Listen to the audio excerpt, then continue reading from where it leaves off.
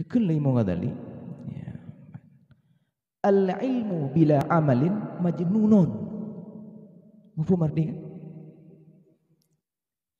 Na ilmai hana ta amai nyana urangnya keun urang pu nyana lung kurilau. Urang pu. Ka. Tambal lagi monog. Urang napeng geblau baje. Bajena.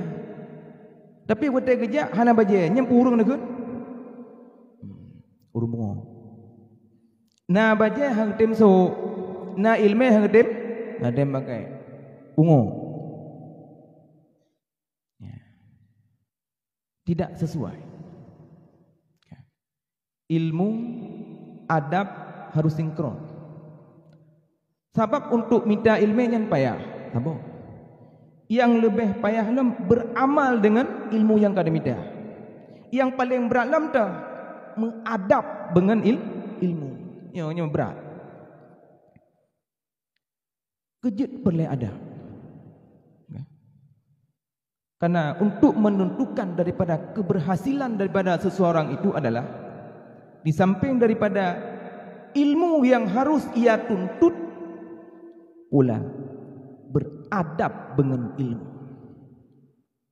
Beradab dengan ilmu artinya adalah beradab kepada orang yang tajak ilmu bagaimana.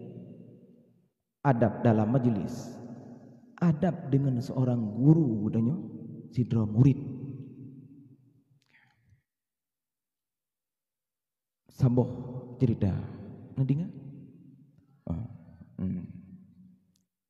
Netem bebut. Ya, kan? Ote bunuh. Nah, pakar minta ilmu, pakar beramal. Senang. Ya kayak orang berharga. Ya.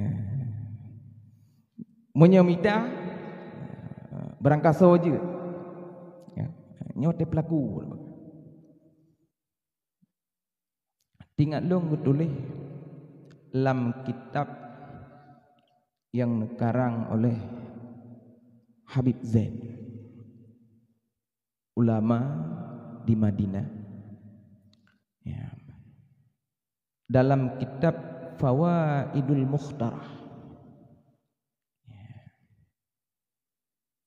Hinan na faedah-faedah yang menyatakan bahwa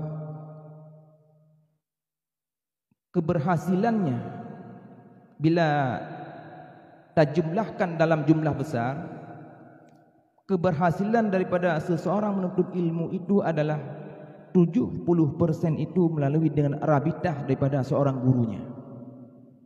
Ya. Artinya bila gad rabitah antara seorang murid dengan seorang guru maka dia akan berhasil.